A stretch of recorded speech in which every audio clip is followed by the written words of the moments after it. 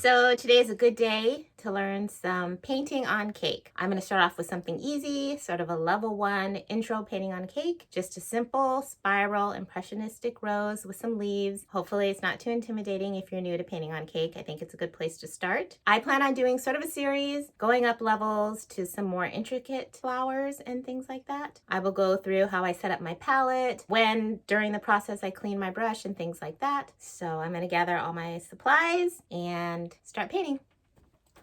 Whoops! I forgot to tell you, don't forget to subscribe to my channel and like this video. It helps a lot. This is my setup when I begin painting. The things I always have at hand. I keep a rag, a variety of brushes, bowl of water. This is clear alcohol. This is vodka.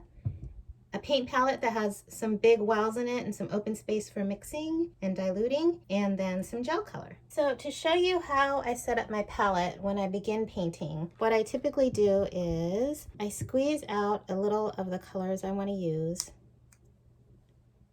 just like a drop or so,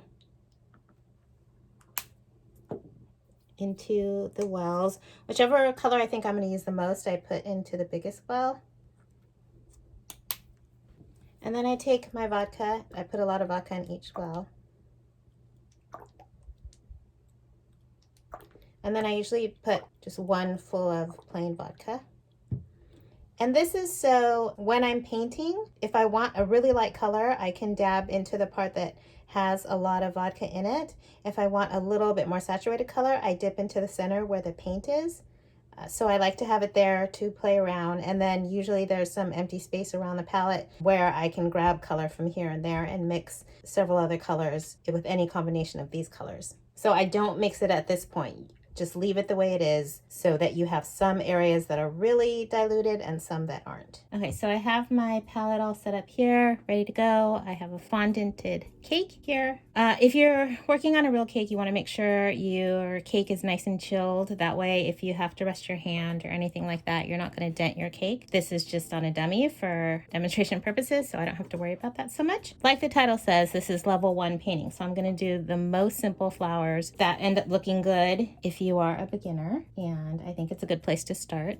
So they're just going to be sort of the circular roses. So what I like to do is dip my brush into the most diluted part of my color, and I just have a rose pink, and I'm just going to begin painting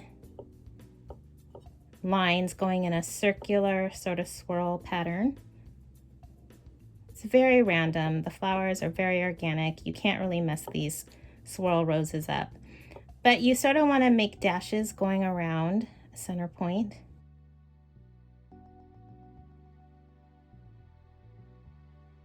Sort of like this. And I tend to make the ones that are on the outside maybe a little bit fatter, but I'm starting very light.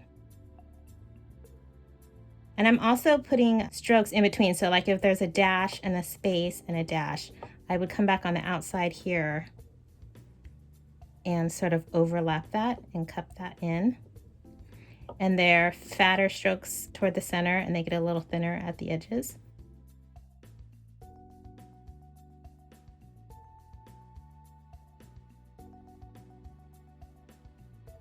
Also notice the brush that I'm using. It's a pretty large brush. That is the best way to go. You don't want to start off with these big petals and impressionistic strokes using something small like this, because it's going to start looking sketchy and streaky within each petal, and you don't want that. You want just your petal to be sort of the thickness of your brush. And what I really like are these round brushes that come to kind of a tip. That way you can get, let's see, you can get a pretty skinny line if you wanted to. Or if you just apply a little more pressure, you can get a broader stroke.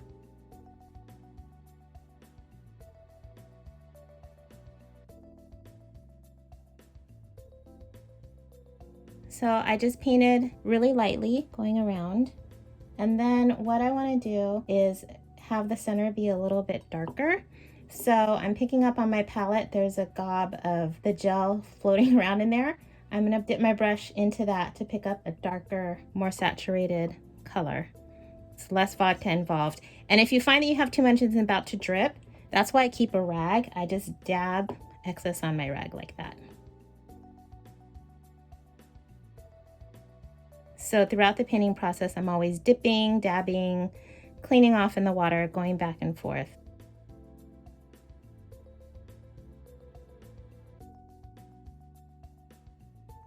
And I'm putting the darks sort of on the inside part of each stroke. So there's a stroke, like a petal out here.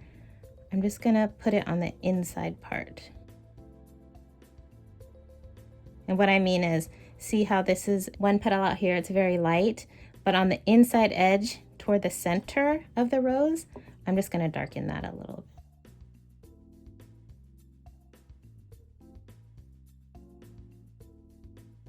And trust me, while you're doing this, especially if you're a beginner, you're gonna be looking at this like, this looks like a mess. This doesn't look like anything. Oh my gosh, you might start to panic and be like, this doesn't look like a flower. This is terrible. No, just go with it. Up close, it doesn't look like much, I promise you. But once you get everything in and the leaves and all that, it's going to read as flowers and be pretty. Okay, so I'm just gonna leave it like that for now. And I'm working wet into wet. I already put that thin layer, that very light layer of color in there, and then I'm working back in the darks. So wet into wet, so as it dries, it will soften and sort of bleed into each other, and that's what you want. So I'm gonna clean out my brush, dab it with a little water. And at this point too, if you make a mistake, don't panic. That's why we have this well of clear vodka here. You can always dip your brush in that, or a clean brush would probably be even better, but I don't always do that. And then you can come in and you can wipe away areas. See, we just took that petal away. So I dipped in the vodka, I dabbed on my rag, and you can wipe areas away. Like, oh, I went a little crazy, that rose got too big. Just dab and wipe away. Now I want to just put another little petal in there. So I'm starting light again with the outer reaches of my pigment where it's mostly vodka, just a little bit of the color.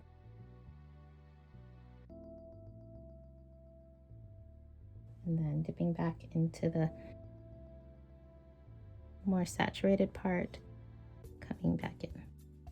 So you always see, like, I'm always dabbing. And this is a watercolor brush, so when it starts to drip, if I just touch, see, watch, it starts to drip. I put too much color on there or too much liquid, starting to drip, I dab, and then it just sucks up the excess.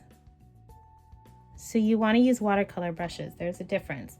You can go to Michael's, you can go to an art supply store, order them online, but you want watercolor brushes.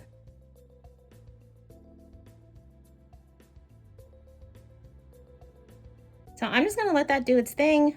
I realize it just looks kind of like a blob. So I think it looks nice when it has little flowers on the side. So you can make little buds. And I'm gonna use this fat brush again. I'm just gonna do it more toward the tip of the brush. Look at that. It dripped. I'm not gonna panic. I'm gonna wipe off some of my paint, dip it in the vodka, and I'm just gonna sop it up.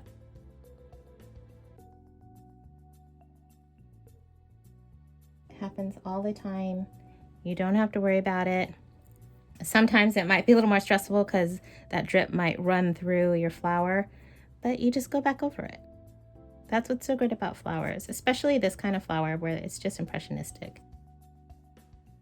All right, so we clean that up. No need to panic. So I usually like to group things in 3, just composition wise. It's more pleasing to the eye. So for these little buds, I'm just starting at the tip. I go one side out, swoop the other side, and then down the middle.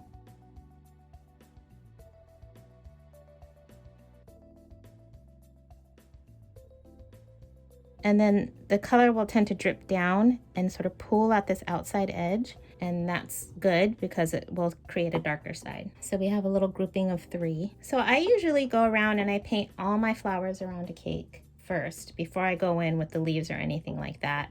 So let's place another one around here. I'm gonna start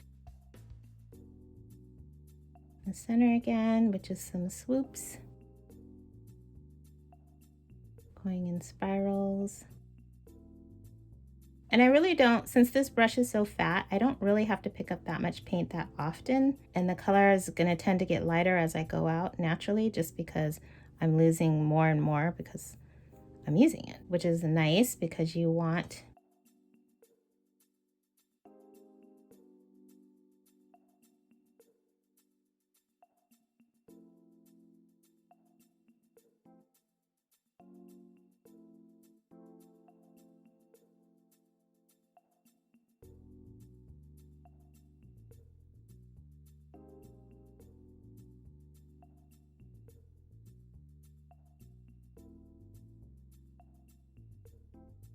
I think where people struggle is they start trying to get too tight with it and too perfect. And I think it ends up having a less successful result if you do that. And then sometimes I'll come and I'll clean most of the pigment off with my vodka, with the clear vodka in the palette, and then just come in with some strokes that are barely have any color at all, just to have it blend out softer to the edge. If you start seeing any drips form, you can just dab your brush and soak it up. Okay, so we have 2. I'm gonna create a couple little more buds, or just 1, like some of the main flowers might have just 1 bud.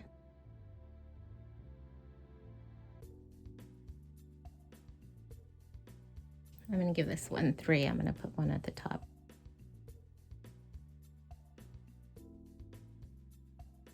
Now let me show you the difference. If I try to come in and do a bud with a really small paintbrush, I'm gonna have to go like this and fill it in, and it's gonna start to get streaky. And eventually I can work it out to be smooth, but it's just a lot more effort. So stick with the biggest brush that you can. You're gonna be able to blend the color a lot better and it's gonna look less streaky. So most of the cake is covered with flowers. I'm going to take 1 more focal point in the back and I'm going to do it at the bottom. That's also very important when you're thinking about painting cakes, is composition. So, you know, you're going to have to choose a front. Not all cakes get painted at the top. Some are just one focused area. Others are more of an all-around design. For this one, I'm doing an all-around design. So I want to think about placement. I have 1 in the center, 1 high. I'm going to place 1 low. It's nice to have things going off the sides or off the bottom. So this flower is going to end up going off the bottom. You want there to be movement going around the cake and something to look at no matter which way you turn it.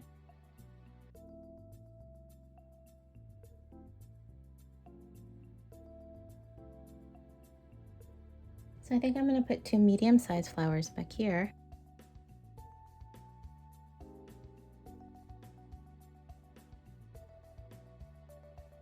And I'm going to blend this top one out. I'm mostly just dipped in the vodka. I know in some areas in the world, some places in the world, some different religions, you can't paint with alcohol. So if you can use like a lemon extract or something like that, or a flavored extract. But some places, you know, some people can't really use that either. So you can use water. It's just that the benefit of using the vodka and the extract is that it dries faster. But you can use water. I think I'm going to include a little bud over here.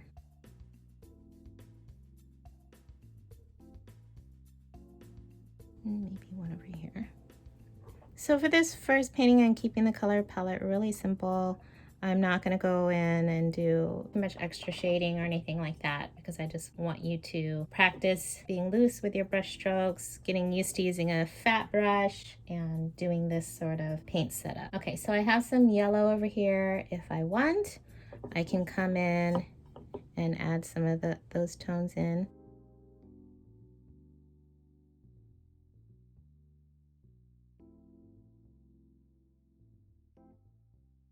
There's really no rhyme or reason with these type of flowers.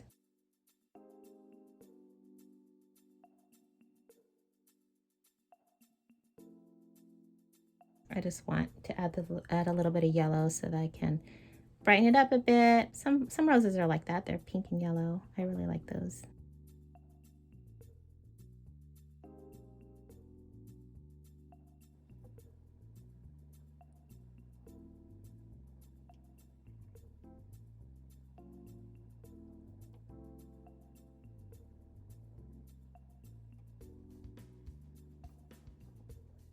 On the little buds, I'm mostly adding the yellow onto the lighter side.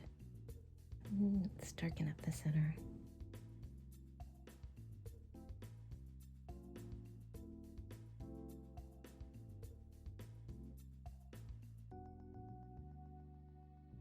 And I usually like compositionally to have something folding over the top to connect the sides to the top of the cake. Okay, so we have our little swirly whirly-dirl flowers on there. And now to add some greenery so that they actually look like flowers. So what I like to do is I typically don't usually paint with straight green like this. I think it looks too unrealistic. So I will use green mixed with a little yellow or ivory. I love bringing ivory into floral paintings. This one I'm going to bring in a little brown, a little yellow, and a little green to light. And then oftentimes to see the color, I rub it on the side of my palette because in here it looks so dark. But this is giving me sort of a olive green, which I like. So for the leaves, it's almost the same. It's practically the same as the buds. And I'm just going to randomly place some leaves around. So I start at the tip, press down, start at the tip, press down, and lift. And it makes a little leaf shape like that. And the good thing about mixing this way too is I don't like everything to be the same color. So like all the leaves don't have to be the same color. So for this instance, I can like drag a little yellow and a little more yellow into my brush for the next leaf, and it would be like a slightly different color.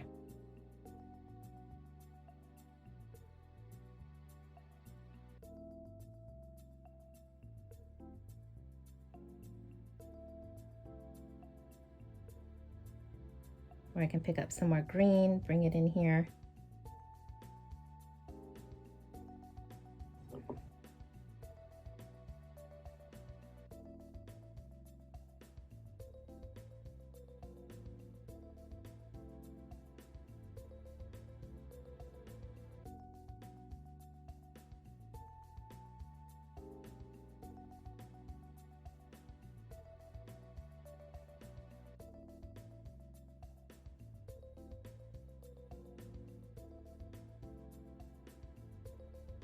And I like to have the elements, the flowers, the leaves sort of dance around the cake, and one sort of leads into the other round around. You don't want it to just look like stiff and stagnant. I mean, you want your leaves to have like a sort of a sweeping motion a little bit, and then coming up from the bottom.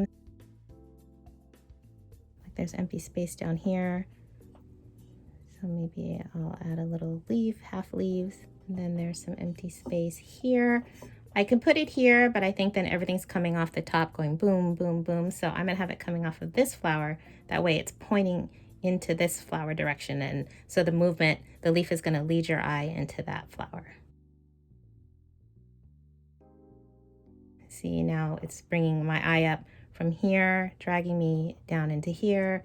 These leaves are coming back down into here. So it's creating sort of a serpentine movement through the cake, and I think it makes it more interesting that way. So you have to pay attention to composition.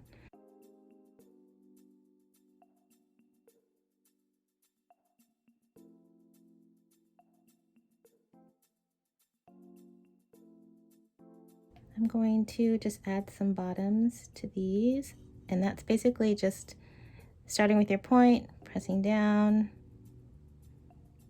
just so these have a little green bottom to the buds. And sometimes the leaves come down. There might be like another leaf coming down out to the side. It's very playful. You can even have one that comes up into the flower if you want to, into the bud.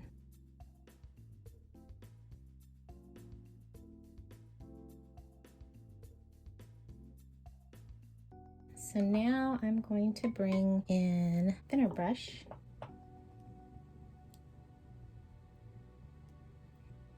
These brushes are a must-have. They are liner brushes. The liner brush, got it from Michael's. It has a very long, skinny tip, and I like working with brushes that have the long tip because with the long bristles that come clean together to a point because they hold a lot of liquid and they create very skinny lines.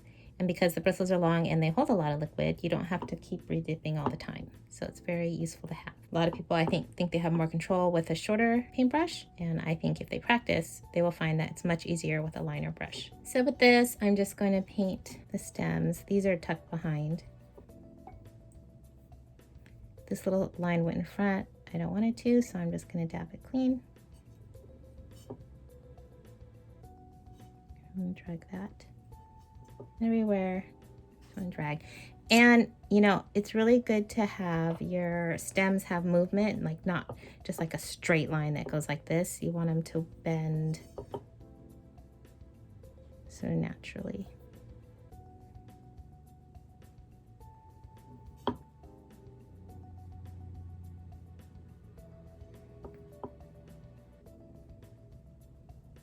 And then same with your leaves.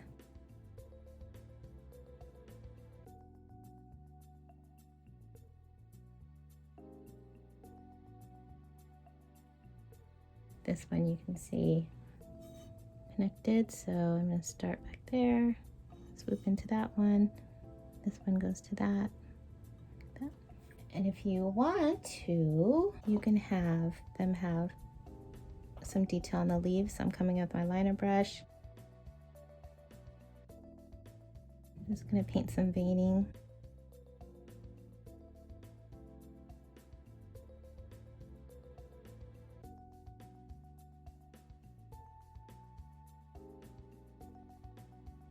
And I'm not even worried about getting the lines perfect and perfectly straight. But do you see how little I have to dip into my palette? This brush holds so much liquid.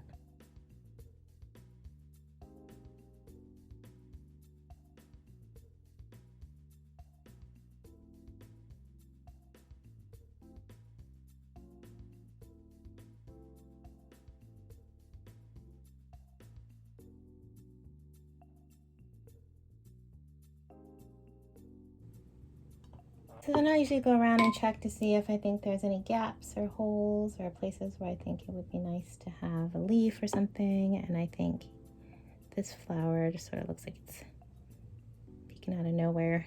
So I'm gonna add a little leaf.